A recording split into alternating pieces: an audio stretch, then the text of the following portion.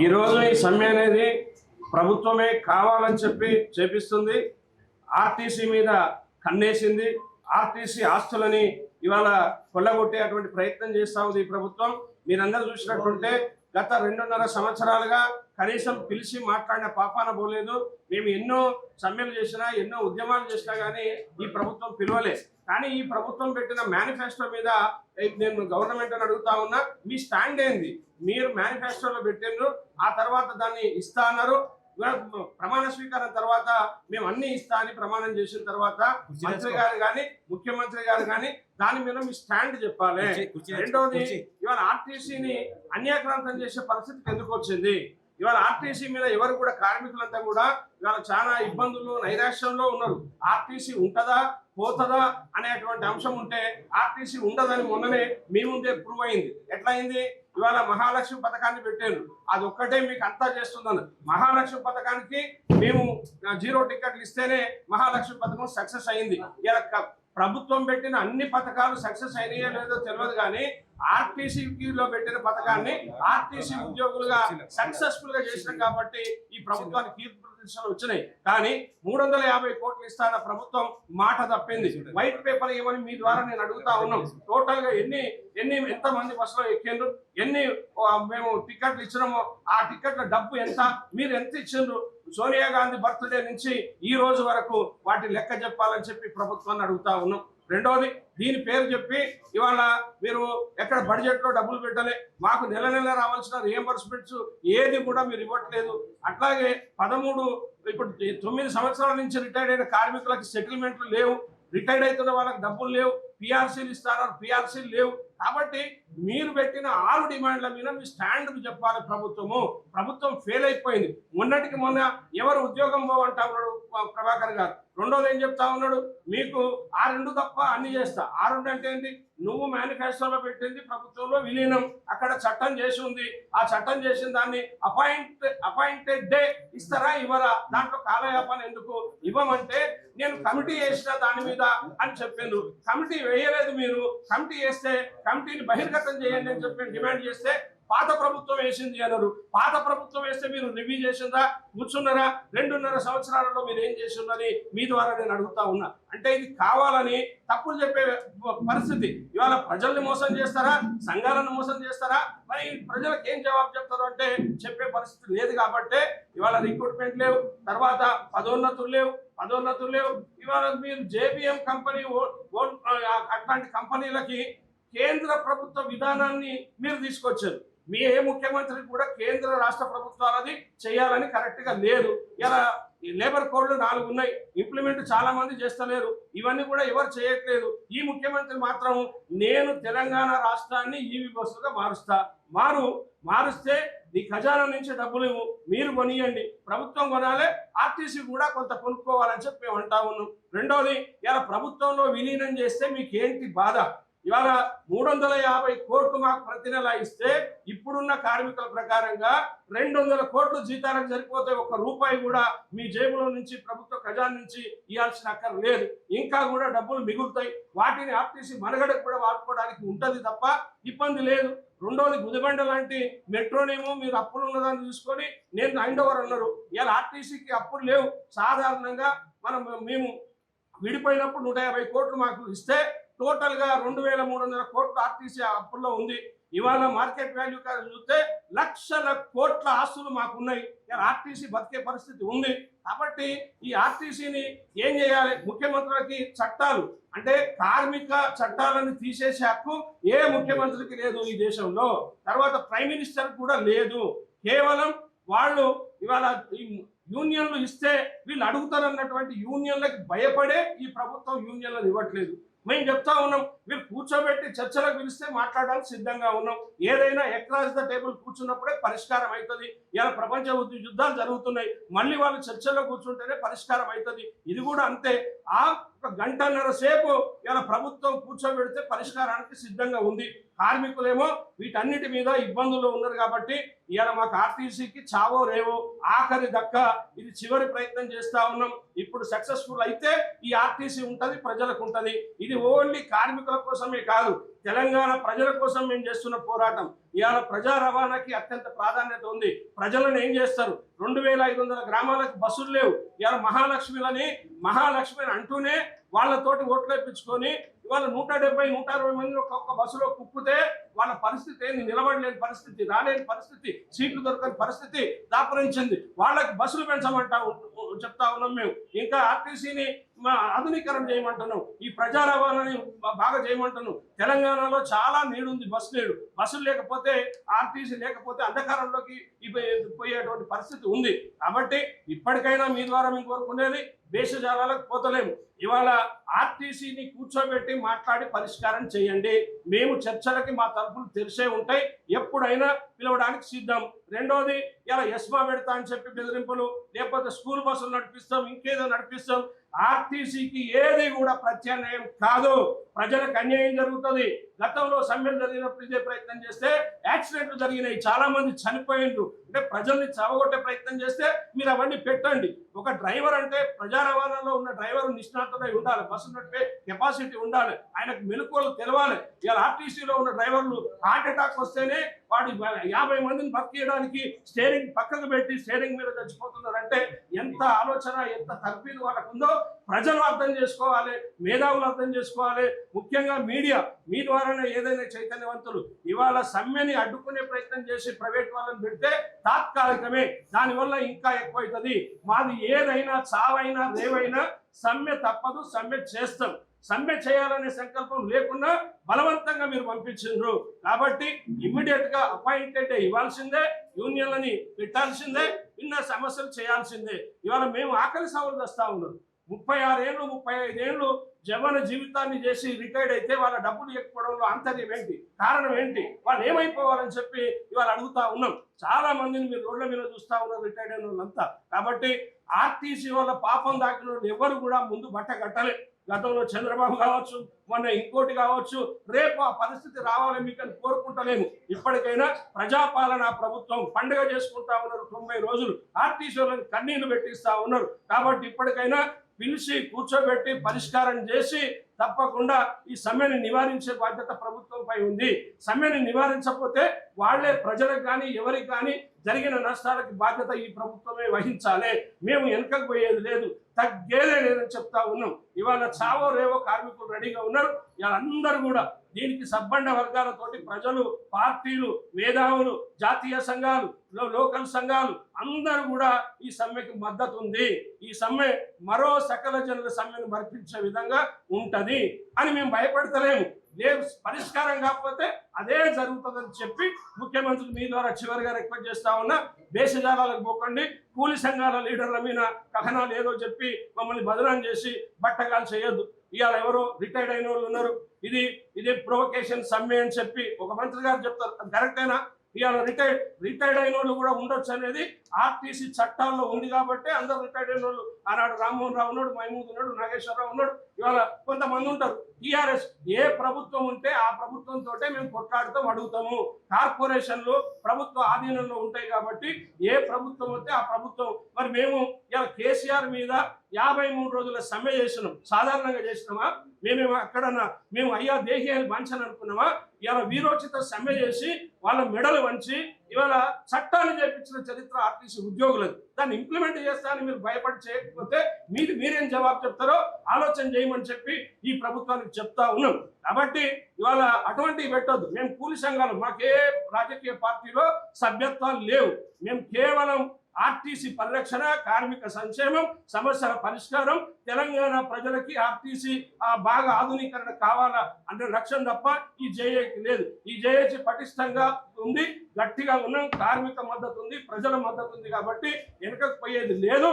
కాబట్టి ప్రభుత్వం, transport minister కూడా చెప్తా ఉన్నాం, ఇవాళ మీరు వీక్ కావద్దన్నా, వట్టి మాటలు మాట్లాడవద్దు, వట్టలతోటి మాట్లాడితే కరెక్ట్ కాదు. మొన్న కూడా చెప్పినాం మేము, అనవసరమైనవి మీరు చెప్పదు, బాధ్యతగా చెప్పండి. గతది అయిపోయింది, గతమోడు వెళ్ళిపోయిండు, మీరు వచ్చిండు, మీ ప్రమాణం ఏమైంది, మీరు ఇస్తా అన్నది ఎందుకు ఇయ్యరు? అవి చెప్పకుండా దాట వేసే ధోరణి చెప్పొద్దు.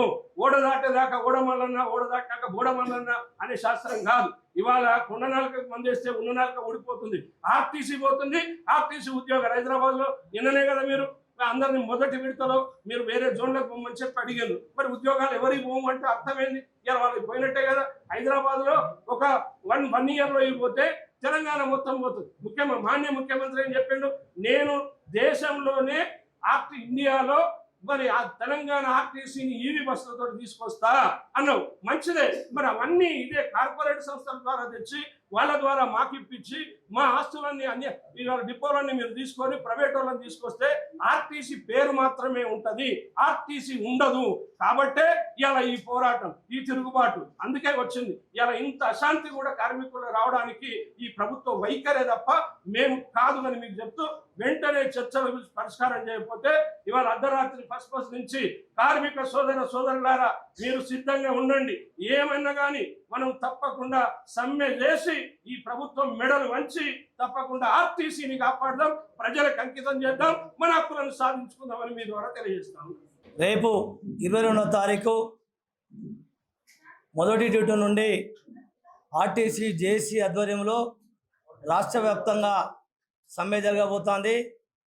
ఈ సమ్మెకు అన్ని కార్మిక సంఘాలు, అన్ని అసోసియేషన్లు సంపూర్ణ మద్దతు ప్రకటించడం జరిగింది.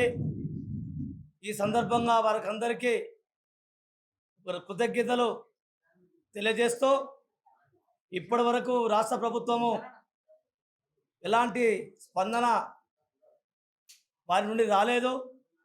మార్చి 13వ తారీఖున సమ్మె నోటీసు జేఏసీ ఆధ్వర్యంలో ఇస్తే దాదాపుగా 40 రోజులు 41 రోజు కావస్తున్నప్పటికీ ఈ రోజు వరకు కూడా ప్రభుత్వం నుంచి ఎలాంటి స్పందన కానీ సమ్మె నివారణ చర్యలు చేపట్టాలనే ఒక ఆలోచన ఈ ప్రభుత్వానికి రాకపోవడం పట్ల మేమంతా విచారం వ్యక్తం చేస్తున్నాం. అదేవిధంగా ఈరోజు ఆర్టీసీ కార్మికులు ఈ ప్రభుత్వం రావాలనే ఉద్దేశంతో గత ప్రభుత్వం ఏదైతే విస్మరించిందో కార్మిక సమస్యలను పరిష్కరించకుండా ఆ అంశాలన్నిటినీ ఈ కాంగ్రెస్ ప్రభుత్వం ఎన్నికల మేనిఫెస్టోలో పెట్టింది. వాటిలో ప్రధానంగా ఈ ఆర్టీసీ ఉద్యోగులను ప్రభుత్వంలో విలీనం చేస్తామన్నారు. మరి అదే విలీనం చేయమని చెప్పేసి 2.5 సంవత్సరాలుగా అడుగుతున్నాము. ఈ రోజు వరకు కూడా ప్రభుత్వంలో విలీనం చేయలే. అదేవిధంగా 2021 వేతన సవరణ చేస్తారన్నారు.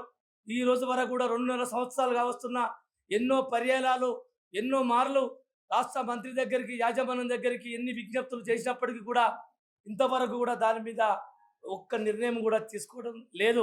అదేవిధంగా ఈరోజు కార్మిక సంఘాలకు గుర్తింపు సంఘం ఎన్నికలు పెడతానని కార్మిక సంఘాల మీద ఆంక్షలు ఎత్తివేస్తామని చెప్పారు. ఈ రోజు వరకు 2.5 సంవత్సరాల కాలం అవుతుంది. గత బీఆర్ఎస్ ప్రభుత్వ హయాంలో పెట్టినటువంటి ఆంక్షలనే ఇప్పటికీ ఈ ప్రభుత్వం కొనసాగిస్తున్నది. కాబట్టి ఆర్టీసీలో ప్రజాపాలన అనేది లేదు. కేవలం ఇప్పుడు బీఆర్ఎస్ ప్రభుత్వం అనుసరిస్తున్నటువంటి పాలనే ఇప్పుడు ఉన్నది. తర్వాత ఈ ఆర్టీసీని విస్తరిస్తామన్నారు, ఎన్నికల మేనిఫెస్టోలో అభివృద్ధి చేస్తామన్నారు.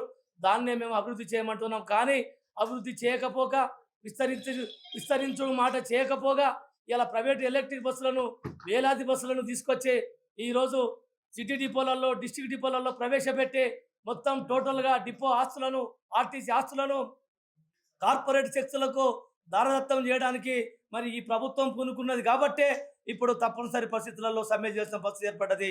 కాబట్టి వెంటనే ఈ సిటీలో 26 డిపోలను మూసివేసి ఇక్కడ ఉన్నటువంటి మరి సిబ్బందిని మొత్తం వేరే జోన్లకు పంపించేటువంటి కుట్ర చేస్తూ ఉన్నారు. ఆల్రెడీ సర్కులర్ కూడా విడుదల చేయడం జరిగింది. మేము ఒక్కటే అడుగుతున్నాము ఈ యొక్క ప్రభుత్వానికి, అసలు ఆర్టీసీ సంస్థ పుట్టిందే హైదరాబాద్ రాష్ట్రంలో 1932లో నవాబు కాలంలో పుట్టినటువంటి ఈ ఆర్టీసీని హైదరాబాద్లో లేకుండా కనుమరుగు చేసేటువంటి ప్రయత్నం ఈ కాంగ్రెస్ ప్రభుత్వం చేస్తున్నది. ఇలా జడ్డు అనే అక్షరం బస్సుల మీద నెంబర్ ప్లేట్ జడ్డు అనే అక్షరాన్ని కూడా ఈ హైదరాబాద్లో లేకుండా చేసేటువంటి పరిస్థితి ఈ ప్రభుత్వం చేస్తూ ఉన్నది. కాబట్టి హైదరాబాద్లో పుట్టినటువంటి ఈ ఆర్టీసీని హైదరాబాద్లో లేకుండా చేసేటువంటి పరిస్థితిని మరి మనం అంతా స్వాగతిస్తామా? ఈరోజు అధికారులకు, సూపర్వైజర్లకు నేను అందరికీ ఒకటే విజ్ఞప్తి చేస్తున్నా.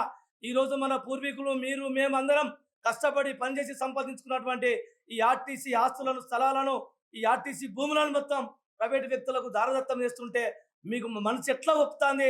కనీసం కొద్దినన్నా మీరు ఆత్మవిమర్శన చేసుకొని ఈ సమ్మెకు సహకరించవలసిందిగా కోరుతున్నాం. అదేవిధంగా అద్దె బస్సు డ్రైవర్లు, అద్దె బస్సు ఓనర్లకు మేము విజ్ఞప్తి చేస్తున్నాం. అద్దె బస్సు డ్రైవర్లకు, ఓనర్లకు కూడా మీ యొక్క డిమాండ్ ఈ సమ్మె డిమాండ్లో పెట్టడం జరిగింది. అద్దె బస్సు డ్రైవర్లను కూడా ఆర్టీసీలో విలీనం చేసుకోవాలి. ఆ బస్సులను కూడా ఆర్టీసీలోనే ఉంచుకోవాలని చెప్పేసి మేము డిమాండ్ పెట్టినాము. గతంలో రామారావు గారి హయాంలో 1986-87లో కూడా మరి ప్రైవేటు బస్సులన్నిటిని కూడా జాతీయం చేసుకున్నటువంటి సందర్భం ఉంది. కాబట్టి ఈ ప్రభుత్వం కూడా తమ విధాన ప్రకటన ఒకటి వీళ్ళకు చేసి విలీనం చేసుకోవాలని చెప్పేసి కూడా మేము ఇది అడుగుతా ఉన్నాం. అదేవిధంగా కార్మికులను కారుణ్య నియామకాల కింద ప్లస్ అవుట్సోర్సింగ్ నియమాల కింద ఉన్నటువంటి కార్మికులను భయభ్రాంతులకు గురి చేసే విధంగా అక్కడక్కడ మరి డిపోలలో వాళ్ళను భయపెడతా ఉన్నారు. దయచేసి మీరు ఎవరు కూడా భయపడద్దు. కారుణ్య నియామకాలు అనేటివి మనం సాధించుకున్నటువంటి ఉద్యోగాలు, అవి మన కార్మికులకు సంబంధించినవి. మీ ఉద్యోగాలు ఎక్కడ పోవో, మిమ్మల్ని ఎవరు తొలగించరు. మీరు ఉద్యోగాలు ఎక్కిన తర్వాతనే మేము సమ్మె విరమణ చేస్తాం, అప్పటిదాకా సమ్మె విరమణ చేయము.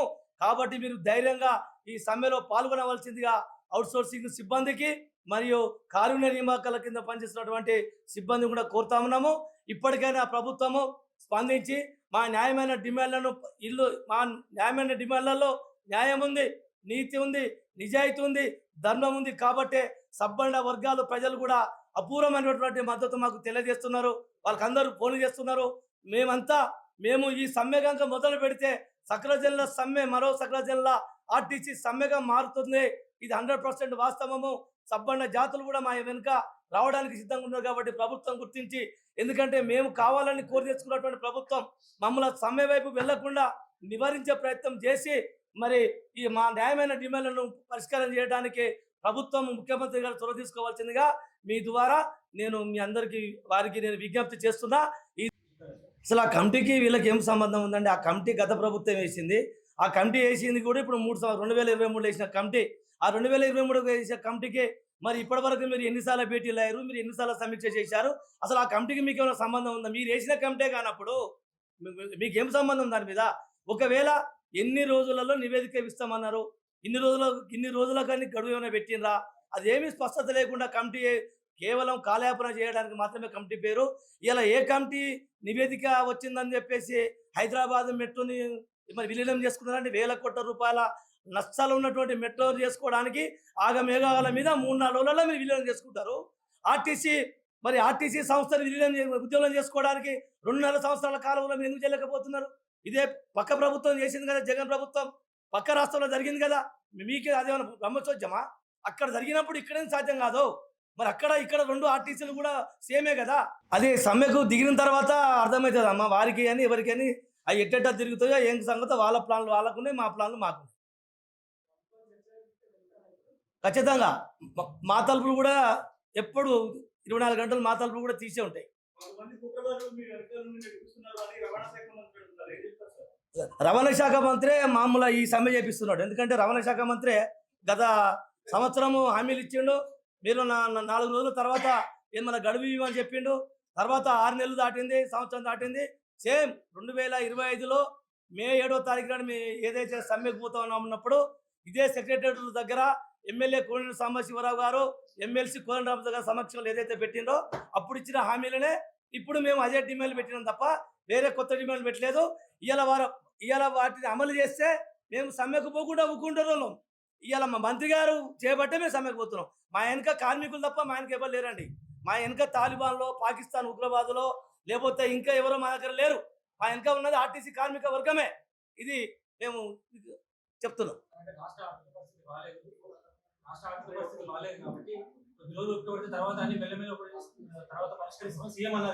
అదే రాష్ట్ర ఆర్థిక పరిస్థితి బాగాలేనప్పుడు లక్షల కోట్ల పెట్టి ఎట్లా మీరు మూసి ప్రక్షాళన చేస్తున్నారు? ఇలా లక్షల కోట్ల మీకు అప్పులో ఉన్నప్పుడు ఇలా మెట్రోను అన్ని వేల కోట్లు 14-13 వేల కోట్ల నష్టాలు ఉన్న దాన్ని మరి మీరు ఎన్నికల మేనిఫెస్టోలు పెట్టారా? మరి దాన్ని ఎందుకు విలీనం చేసుకున్నారు? మా కాడికి వచ్చే వరకే డబ్బులు లేవంటున్నారు. మరి అన్ని వర్గాల వాళ్ళకు ఎందుకు ఇస్తున్నారు? అలాగే మాకు కూడా ఇవ్వండి. ఇప్పుడు మేము కూడా భాగమే కదా. తెలంగాణ సమాజం కిందకి రామా? తెలంగాణ బిడ్డలం కాదా? మాకు కూడా ఇవ్వండి. మీరేమో అసలు తెలంగాణ ప్రభుత్వమే అప్పులో ఉన్నది కదా, మీరేమో లాభాలు ఉన్నట్టు చెప్తారేంది? మీరు కూడా అప్పుల మీదకి వెళ్ళి మీరు గవర్నమెంట్ను సాగిస్తున్నారు కదా.